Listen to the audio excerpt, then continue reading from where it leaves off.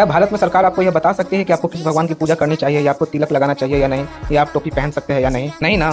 लेकिन क्या आप जानते हैं कि आपको अपनी मर्जी से अपना धर्म चुनने, उसकी पूजा करने और यहाँ तक कि नास्तिक एथिस्ट रहने का आज़ादी भारत का संविधान देता है? जी हाँ। पिछले वीडियो में हमने देखा कि आर्टिकल 23 और 24 हमें हर तरह के शोषण से कैसे बचाते हैं, और आज हम बात करेंगे उस कानून की जो भारत की आत्मा है, अनुच्छेद 25। अनुच्छेद 25 यानी धार्मिक स्वतंत्रता का अधिकार, freedom of conscience and free profession, practice and propagation of religion. आसान शब्दों में कहे तो यह आर्टिकल कहता है कि भारत का हर नागरिक अपनी अंतरात्मा की आवाज सुनने के लिए पूरी तरह आजाद है। इसके तहत 4 सबसे बड़ी बातें जो हर भारतीय को पता होना चाहिए। पहला, अंतरात्मा की आजादी, फ्रीडम ऑफ कॉन्साइंस। आपका ईश्वर अल्लाह या जीसस के साथ कैसा रिश्ता होगा, या आप भगवान को मानेंगे भी या नहीं, यह पूरी तरह आपका निजी फैसला है, सरकार इसमें दखल नहीं दे सकती। दूसरा, मानने और आचरण करने का अधिकार, प्रोफेशन एंड प्रैक्टिस। आप खुलेआम अपने धर्म का नाम ले सकते हैं, तिलक लगा सकते हैं, हिजाब पहन सकते हैं, या सिख भाइयों की तरह कृपान रख सकते हैं। अपनी धार्मिक रीतियों को निभाने से आपको कोई नहीं रोक सकता। तीसरा, प्रचार करने का अधिकार, प्रोपेगेशन। आप अपने धर्म के विचारों को दूसरे के सामने रख सकते हैं, उसका प्रचार कर सकते हैं। लेकिन रुकिए, यहीं पर आता है इस कानून का सबसे बड़ा और जरूरी ट्विस्ट। कई लोग सोचते हैं कि धर्म का आज़ादी का मतलब है कि वो कुछ भी कर सकते हैं, लेकिन संविधान कहता है रुको जरा, सब्र करो।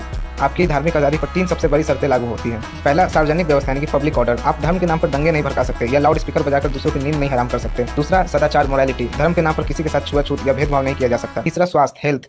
अगर कोई ऐसी धार्मिक प्रथा है जिससे लोगों की जान या सेहत को खतरा है, तो सरकार उस पर तुरंत रोक लगा सकती है।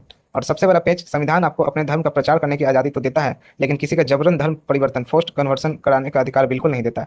ऐसा करना जेल की सजा दिला सकता है। दोस्तों, बाबा साहेब और हमारे संविधान निर्माताओं ने यह कानून इसलिए बनाया ताकि इस देश में हर मजहब का इंसान बिना किसी डर के सिर उठाकर जी सके। अगर आपको हमारे संविधान की खूबसूरत और सेक्युलर सोच पसंद आई तो इस वीडियो को अभी लाइक करें और हर इस दोस्त के साथ शेयर करें जिसे अपने अधिकारों पर गर्व है। कमेंट में जय हिंद या सर्वधर्म संभाव जरूर लिखना, और ऐसे ही जरूरी कानूनों को आसान भाषा में समझने के लिए नीचे फॉलो और सब्सक्राइब का बटन तुरंत दबा दीजिए। लेकिन क्या आप जानते हैं कि सरकार आपके मंदिरों, मस्जिदों या गुरुद्वारों के पैसे और मैनेजमेंट पर कब्जा कर सकती है? क्या टैक्स के पैसे का इस्तेमाल किसी खास धर्म को बढ़ावा देने के लिए किया जा सकता है? धार्मिक स्वतंत्रता के इस बड़े खेल का अगला हिस्सा यानी आर्टिकल 26 और 27 का सच हम खोलेंगे अगले वीडियो में। तब तक के लिए लाइक कीजिए, शेयर कीजिए, सीखते रहिए और जागरूक बनिए।